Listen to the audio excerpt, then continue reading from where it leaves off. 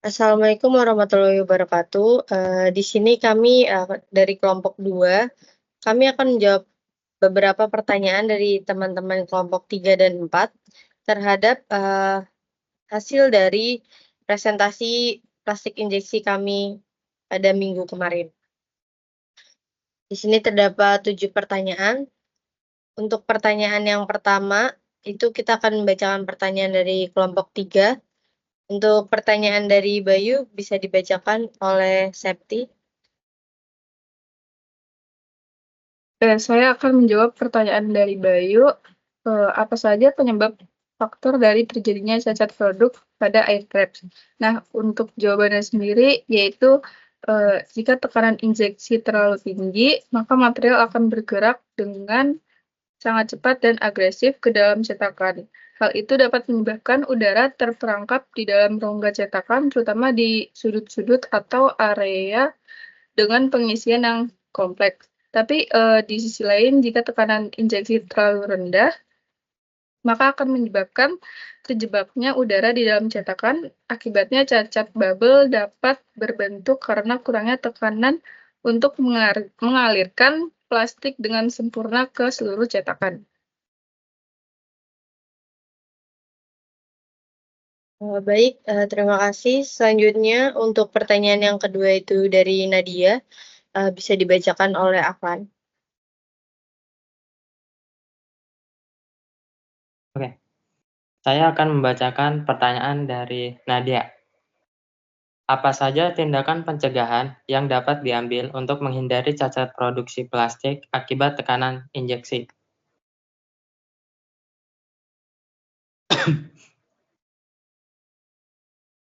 Jawabannya yaitu tekanan injeksi yang terlalu rendah dapat menghasilkan cacat seperti kurangnya pengisian cetakan secara merata, voids atau ruang hampa, atau bahkan retakan karena adanya stres yang tidak merata.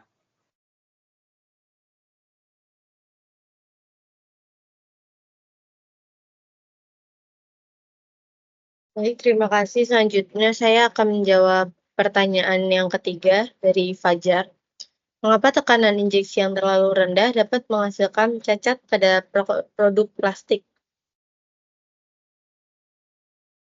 Di sini tekanan injeksi yang terlalu rendah dapat menghasilkan cacat seperti kurangnya pengisian cetakan secara merata, voids atau ruang hampa, atau bahkan retakan karena adanya stres yang tidak merata.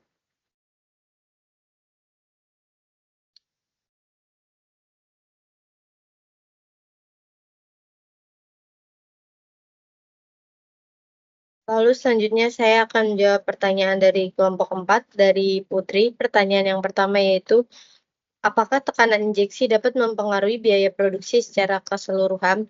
Jawabannya adalah iya. Tekanan injeksi yang optimal dapat mengurangi biaya produksi secara keseluruhan dengan cara mengurangi jumlah cacat, mempercepat waktu siklus, dan meningkatkan efisiensi proses.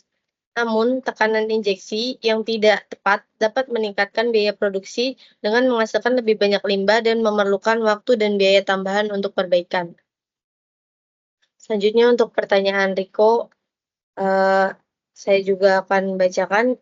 Di sini ada, apakah tekanan injeksi yang tidak tepat dapat menyebabkan masalah pada sistem pemanasan atau pendinginan mesin injeksi? Jawabannya adalah ya. Tekanan injeksi yang tidak tepat dapat mengakibatkan masalah pada sistem pemanasan dan pendinginan mesin injeksi. Tekanan yang terlalu tinggi dapat meningkatkan panas yang dihasilkan, sedangkan tekanan yang terlalu rendah dapat mengurangi efisiensi proses pendinginan. Keduanya dapat menyebabkan kerusakan pada komponen mesin. Untuk pertanyaan Padil akan dijawab oleh Ahlan.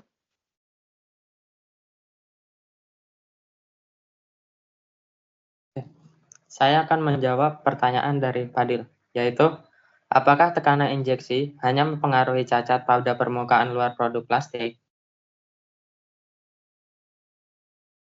Jawabannya yaitu ya. Tekanan injeksi yang tidak tepat dapat mengakibatkan masalah pada sistem pemanasan dan pendinginan mesin injeksi.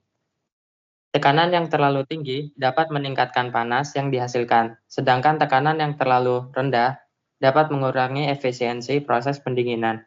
Keduanya dapat menyebabkan kerusakan pada komponen mesin.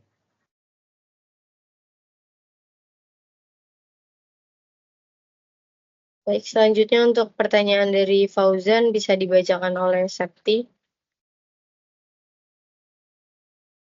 Untuk pertanyaan selanjutnya yaitu mengapa perlu adanya dilakukan pengoptimalan tekanan injeksi.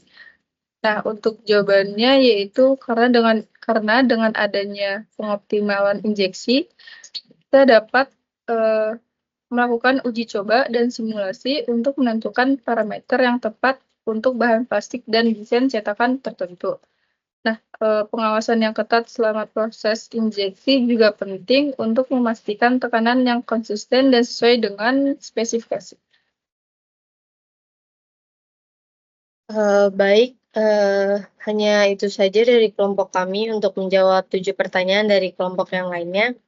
Kurang lebihnya mohon maaf. Wassalamualaikum warahmatullahi wabarakatuh.